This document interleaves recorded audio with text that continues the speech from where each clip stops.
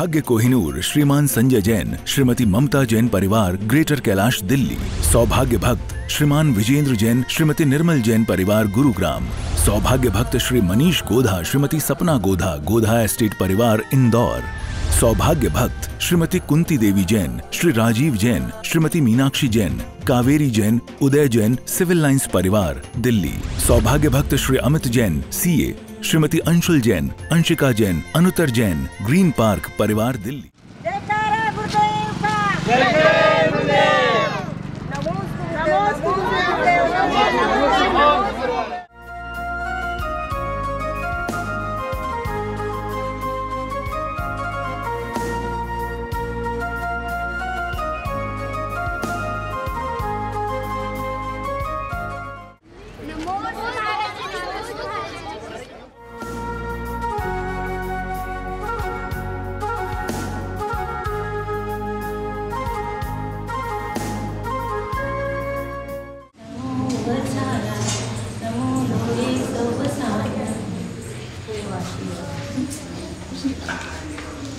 तेरे अंतर में भगवान है, तुम अगर फिर भी अनजान है। माता जिम्मेवानी बतला रही, सिद्धू जैसा तेरी शान है। तेरे अंतर में भगवान है, जो भी जिनवर हुए आत्मा अनुभूति से, आत्मा अनुभूति दाता छटा सावणी। माता जिनवानी समझा रही, तेरे अंतर में ही भगवान है। माता जिनवानी समझा रही, तू सिद्धो जैसी तेरी शान है। तेरे अंतर में भगवान है। जय बोलिए उमराव शिवारक्षी नेमिनाथ भगवान की। ओम ह्रीम श्रीम क्लीम ऐं अरहम श्री चिंतामणि पार्श्वनाथ जिनेन्द्राय नमो नमः। जय बोलिए चिंतामणि पार्श्वनाथ भगवान की। जय बोलिए चिंतामणि पार्श्वनाथ भगवान की। जय बोलिए चिंतामणि पारसनाथ भगवान की। कचनीर वाले बाबा की, महावीर भगवान की, आचार्य श्री आदि सागर जी महाराज की, आचार्य श्री महावीर कीर्ति महाराज की, आचार्य श्री विमल सागर जी महाराज की, तपस्वी सम्राट आचार्य सन्मति सागर जी महाराज की, आचार्य श्री सिद्धांत सागर जी महाराज की।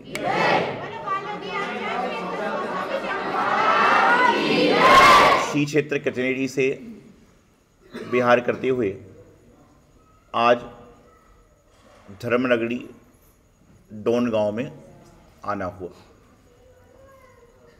निश्चित रूप से डोन गांव वह जगह है जहां पर अनायासी संतों का आगमन हो जाया करता है। आप प्रयास करते हो तो भी और प्रयास ना करो तो भी अनायास, क्योंकि रास्ता ही ऐसा है, तो आपके यहाँ संतों का आगमन अपने आप हो जाया करता है।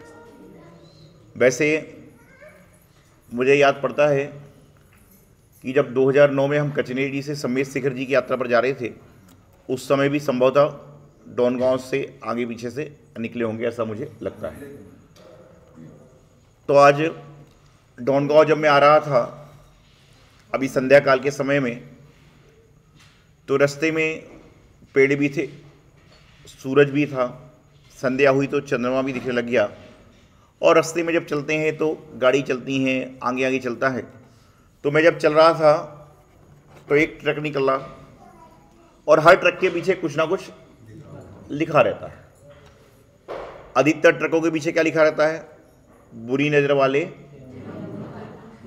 और जलो मत बराबरी करो। लेकिन जब मैंने देखा उस ट्रक के पीछे गौर से, तो उस पर लिखा था कि जो जलता है उससे भी मैं खुश हूँ, जो जलता है उससे भी मैं खुश हूँ, और जो नहीं जलता है उससे भी मैं खुश हूँ। तो मैं उसको पढ़ते हुए रास्ते में सोच रहा था कि लिखा क्यों है।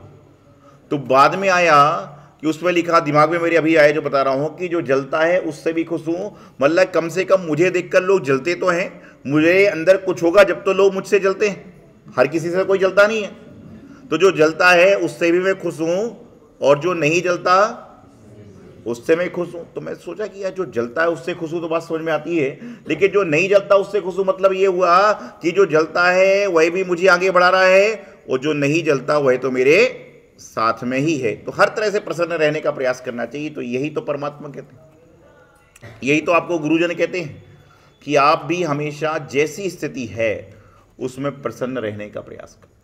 क्योंकि मैं हमेशा एक बात बदलता हूँ, आपकी स्थिति मजबूत होना चाहिए, क्योंकि परिस्थिति तो कभी भी बदल जाती है।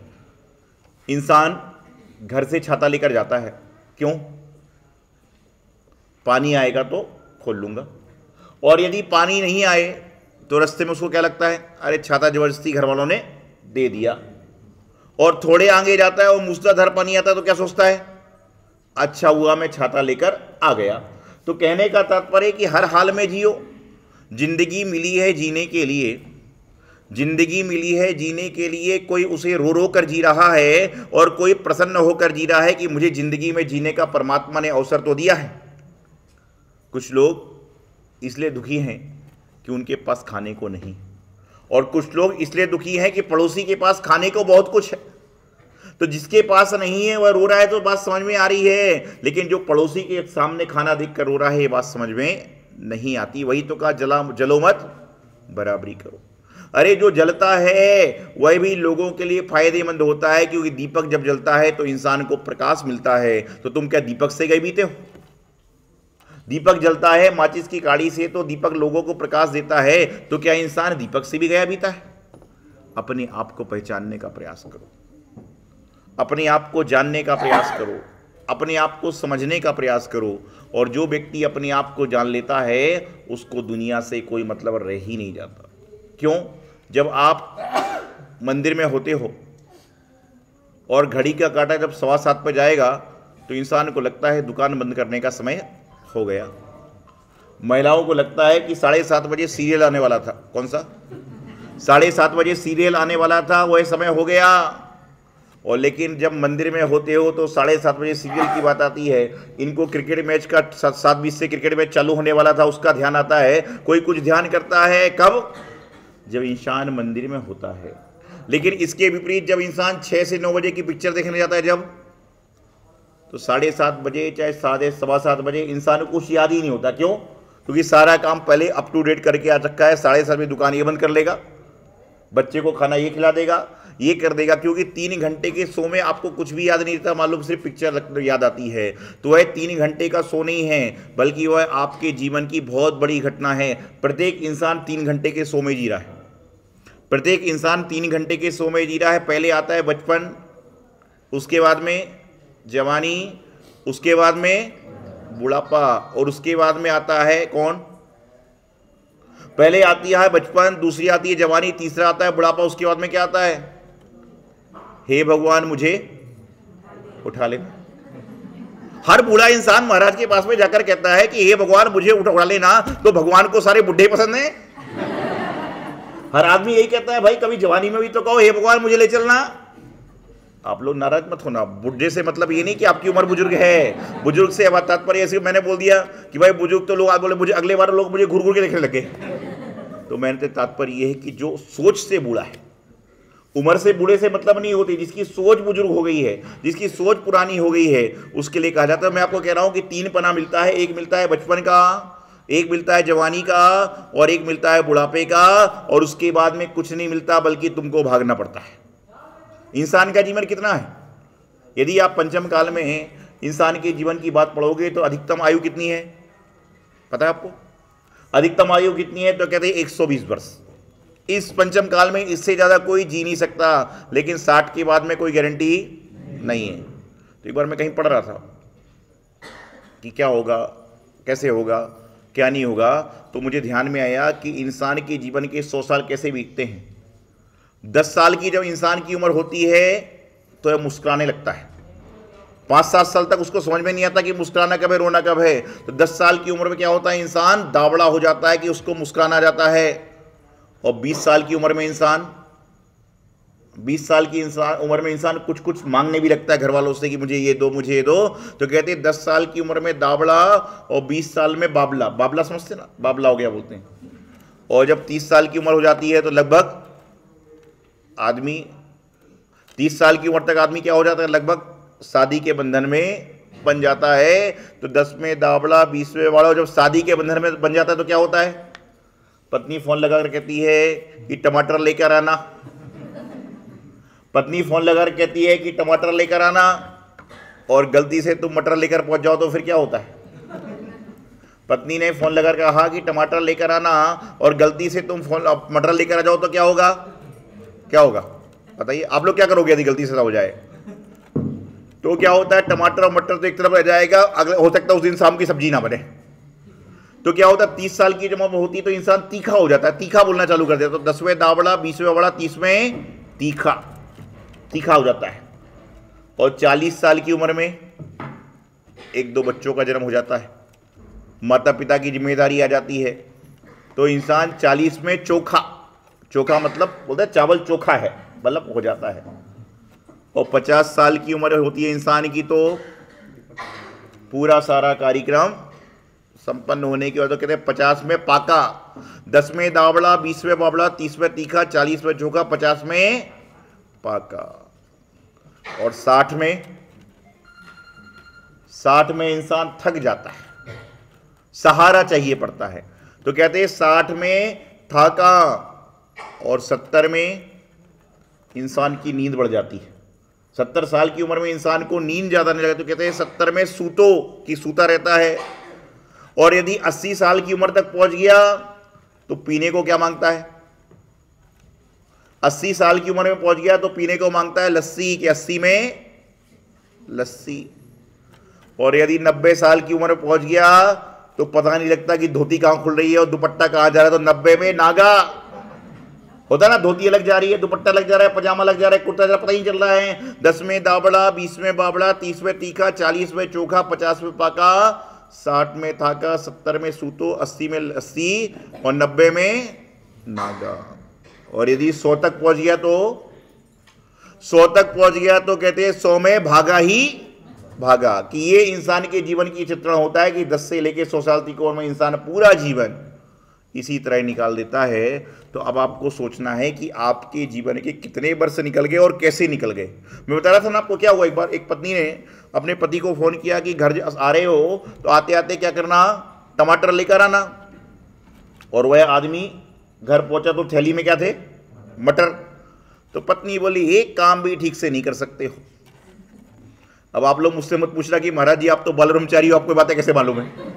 लोग मुझसे पूछते बोले यह बात आपको कैसे पता है, लेकिन मैं बाल ब्रह्मचारी हूं, लेकिन रहता तो आपके बीचों में ही हूं। तो उन्होंने कहा कि भाई एक काम भी ठीक से नहीं कर सकते हो। मैंने टमाटर लाने को तो मटर लेकर आ गए, उसे तमाम बातें बता दी, यूं करी। बोले पिछली बार हुआ तो उस बेचारे ने धीरे से बोला भाग्यवान। उसने क्या बोला, बोले भाग्यवान मेरी बात तो सुनो। बोले क्या सुनना है, बोले भगवान मेरी बात तो सुनो। बोले क्या सुनना है, सुनते सुनते तो 10 साल हो गए, 11वां साल चालू हो गया। बोले भगवान मेरी बात तो सुनो। बोले बोलो। बोले तुमने कहा था टमाटर लेकर आना, मुझे याद था, लेकिन मंडी में टमाटर ही नहीं थे, मंडी में टमाटर ही नहीं थे। तो धीरे से वो कहती कोई बात नहीं, मटर ले आया तो मटर से ही काम चला लूंगी। मतलब आदमी सोचने की परिस्थिति चल रहा है, और आदमी क्या करता है, आज की परिस्थिति ऐसी हो गई है कि इंसान क्या कर रहा है कि बस कार्य चलाता है। और उसके विपरीत पति ने पत्नी को फोन किया, मैं घर आ रहा हूं चाय बना के रखना, मैं घर आ रहा हूं चाय बना के रखना, और आपने कॉफी बना दी। क्या बोलेंगे, एक बात भी याद नहीं रहती। मैंने चाय को कहा तुम कॉफी सुन रही हो, उसने भी 4 बात सुना दी। वो कह रहे पतिदेव मेरी बात सुनिए सुनिए। धीरे से कहती है मैंने कल आपसे कहा था चाय पत्ती लेके आना, चाय पत्ती अभी तक लाई नहीं, तो कॉफी तो बनाना पड़ेगी। तो इसलिए हमेशा एक बात ध्यान रखिए कि यदि आपने टमाटर मांगा है और पति टमाटर की जगह मटर लेकर आ रहा है, तो अपने आप को समझो कि घर दुकान पे टमाटर नहीं होगा। और आपने चाय मांगी और कॉफ़ी है तो समझ के चलना कि घर में चाय पत्ती समाप्त हो गई होगी। तो ये जीवन जीने का तरीका है। लेकिन आज जिस तरह से बेवजह हम झगड़े करने की स्थिति बनाते हैं, तो कभी कभी बेवजह मुस्कुराने की स्थिति बना लीजिए। कभी कभी जब झगड़े बनाने के लिए अपन बहाने ढूंढते हैं तो मुस्कुराने के बहाने भी ढूंढने का प्रयास कीजिए, तो आपके जीवन का कल्याण होगा। अभी यहाँ पर हम लोग आए, चूँकि सफ़र लंबा है, अभी हमने अपने आराध्य देव कचने वाले पारसनाथ भगवान के दर्शन किया था, प्रभु दर्शन। प्रभु दर्शन के बाद हम अपने गुरु आचार्य सिद्धांत सागर जी महाराज के दर्शनों की ओर बढ़ रहे हैं, तो गुरु दर्शन और उसका संभवतः राजधानी दिल्ली की ओर बिहार चल रहा है संघ का। अभी यहाँ से संभवतः परसों की चर्या अंतरिक्ष पारसनाथ में होगी, फिर आगे मुक्तागिरी आदि होते हुए जैसा समय बनेगा उसमें पहुँचेंगे। तो निश्चित रूप डोनगांव आए और यहाँ पर जिन मंदिर के दर्शन किए, और जिन मंदिर के दर्शन करने के बाद जो मैंने एक चीज़ देखी, पहले का तो मुझे ध्यान नहीं अभी देखा कि इतने आपके यहाँ भगवान जी हैं, और साथ में सबसे बड़ी विशेषता एक देखी कि एक छोर पर पद्मावती माता जी विराजमान हैं और एक तरफ छोर पर क्षेत्रपाल जी विराजमान हैं। अर्थात ये कहते हैं कि आपके वहाँ पर क्षेत्रपाल जी विराजमान होने से पूरे गांव की रक्षा क्षेत्रपाल जी कर रहे हैं, क्योंकि आप जब समेत शिखर जी जाते हो सबसे पहले 4 बजे जो चढ़ता है तो लेफ्ट हैंड पे क्या मिलते हैं आपको? क्षेत्रपाल जी। तो सबसे पहले वहाँ पर क्षेत्रपाल जी मिलते हैं, तुम जाते में भी उनको देखते हो और आते में भी। टोकों को तो एक बार देखते हो, टोके आपको एक बार मिलती है, लेकिन क्षेत्रपाल जी को बार बार देखते हो, क्योंकि यह क्या कर रहे हैं, आपकी हमारी सबकी रक्षक देव हैं, तो उनको भी आपने स्थान दे रखा है। तो इसी तरह से आपके डोनगांव में सुख शांति समृद्धि बने रहे, गुरुओं का आगमन हो। और कुछ समय पूर्व यहाँ बता रहे हैं कि प्रतिष्ठा महोत्सव हुआ है। पंचनाक होना एक बहुत बड़ी बात होती है, बहुत बड़ी उपलब्धि है। तो आप पुण्यशाली हैं, भाग्यशाली, सौभाग्यशाली हैं कि अपने जीवन का कल्याण किया। यही मंगल शुभ भावना आचार्य गुरुदेव सिद्धांत सागर जी महाराज। पूज्य गुरुदेव आपके डोनगांव में पधारे तो आपने पूज्य गुरुदेव की दिव्य देशना साक्षात सुन ली, लेकिन यदि आपको पूज्य गुरुदेव का डेली उनकी गुरुवाणी सुनना है तो आदिनाथ चैनल पर 8:20 पर डेली गुरुदेव की दिव्य देशना सुनने को मिलती है। और जो दिन की जो कार्यक्रम होते हैं उसकी भी क्या दिखाई जाती है। आज का जो हुआ है शायद वो 27 तारीख को इसका पूरा प्रसारण आदिनाथ चैनल पर होगा 8:20 पर, तो आप वो भी देखिएगा। और पूज्य गुरुदेव का मंगल विहार कल सुबह। देखिए, कल आप सबकी इच्छा थी महाराज जी आहार यहाँ हुए, हमारी इच्छा थी लेकिन समय नहीं है, तो अब आहार यहाँ नहीं हो रहा है। आप देने का लाभ तो जहाँ आहार होगा वहाँ आइए और वहाँ आहार देने का प्रयास करें। और ठीक 6:30 बजे यहाँ से आगे बिहार होगा। पूज्य गुरुदेव का कल 6:30 बजे यहाँ से सिरपुर की ओर बिहार होगा, इसलिए सभी लोग श्रावक उसमें ज्यादा सम्मिलित होकर पुण्यार्जन करेंगे। सौभाग्य कोहिनूर श्रीमान संजय जैन, श्रीमती ममता जैन परिवार, ग्रेटर कैलाश दिल्ली। सौभाग्य भक्त श्रीमान विजेंद्र जैन, श्रीमती निर्मल जैन परिवार, गुरुग्राम। सौभाग्य भक्त श्री मनीष गोधा, श्रीमती सपना गोधा, गोधा एस्टेट परिवार, इंदौर। सौभाग्य भक्त श्रीमती कुंती देवी जैन, श्री राजीव जैन, श्रीमती मीनाक्षी जैन, कावेरी जैन, उदय जैन, सिविल लाइंस परिवार, दिल्ली। सौभाग्य भक्त Shri Amit Jain, CA, Shrimati Anshul Jain, Anshika Jain, Anuttar Jain, green park परिवार, दिल्ली।